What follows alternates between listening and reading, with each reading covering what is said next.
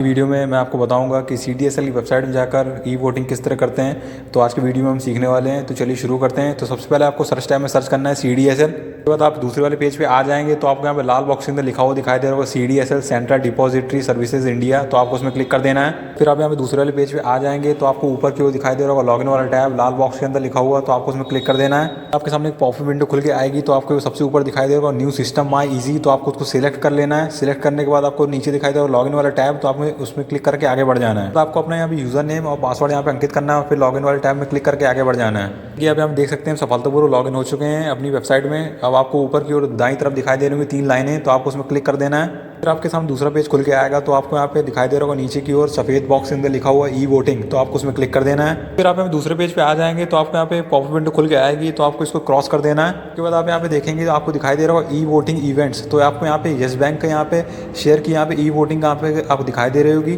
तो आप यहाँ जैसे देख सकते हैं तो आपको यहाँ पे ISIN नेम दिखाई दे रहा होगा येस बैंक और उसका ISIN कोड दिखाई दे रहा होगा। तो आपको पेज को राइट साइड को स्क्रॉल करना है। स्क्रॉल करने के बाद आपको यहाँ पे स्टार्ट टाइम दिखाई दे रहा होगा और एंड टाइम दिखाई दे रहा होगा ई वोटिंग का।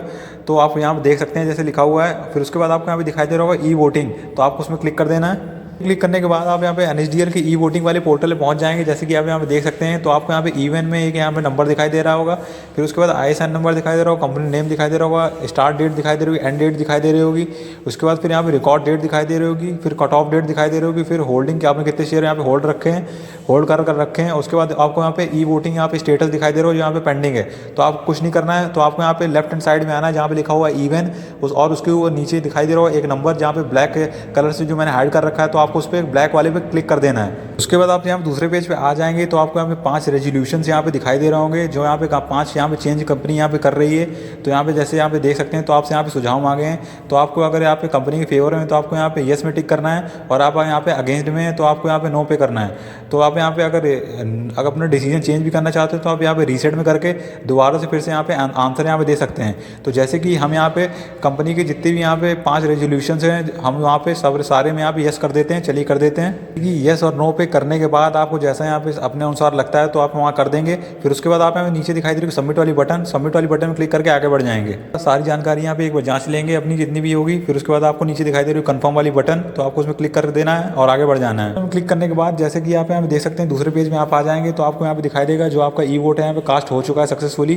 तो आप अगर चाहें तो आप यहाँ पे इसकी एक प्रिंट भी निकाल सकते हैं। तो आपको यहाँ पे दिखाई दे रहा है प्रिंट वाला बटन। तो आप उसमें क्लिक कर देंगे। ये बटन में क्लिक करने के बाद आप यहाँ पे दूसरे वाले पेज पे आ जाएंगे तो आपको यहाँ पे नीचे दिखाई दे रहा है लिखा हुआ क्लिक टू प्रिंट। तो आपको उसमें क्लिक करके अपने पेज को प्रिंट कर लेना है। प्रिंट हो जाने के बाद आप वापस अपने CDSL के पोर्टल पे वापस आएंगे तो आपको वापस उसी तरह यहाँ पे ई वोटिंग वाले पे क्लिक करना है। फिर आप यहाँ पे ई वोटिंग वाले पेज पे पहुंच जाएंगे तो आपको यहाँ पे दिखाई दे रहा होगा ई वोटिंग। तो आपको फिर से उस पर क्लिक कर देना है। बस फिर आप यहाँ पे ई वोटिंग वाले पोर्टल पे आ जाएंगे NSDL के। तो जैसे कि आप पहले देख रहे थे यहाँ पे कि आपको सब ब्लैक कलर में दिखाई दे रहा था। तो आपको अब यहाँ पे आपकी पूरी डिटेल्स यहाँ पे ग्रीन कलर में दिखाई दे रही होंगी। तो अब हम यहाँ पे अपना स्टेटस देखेंगे कि हमने यहाँ वोट कर दिया है कि नहीं कर दिया। तो आपको पेज को राइट साइड में खिसकाना है। क्योंकि आप यहाँ पे देख सकते हैं जो हमारा ई वोटिंग स्टेटस था पहले पेंडिंग दिखाई दे रहा था। अब यहाँ पे हमारा वोटेड दिखाई दे रहा है हरे रंग से एरोस दर्शाया जा रहा है यहाँ पे। तो आप देख सकते हैं। तो आप भी इसी सेम प्रक्रिया से अगर आप CDSL के आपके पास डीमैट अकाउंट है और आपने अगर कोई भी यहाँ पे स्टॉक है यहाँ पे होल्ड कर रखा है किसी कंपनी का। तो अगर आपके में अगर ई वोटिंग आती है किसी भी कंपनी का तो आपको CDSL की वेबसाइट से आकर इसी सेम प्रक्रिया से यहाँ पे ई वोटिंग करनी है।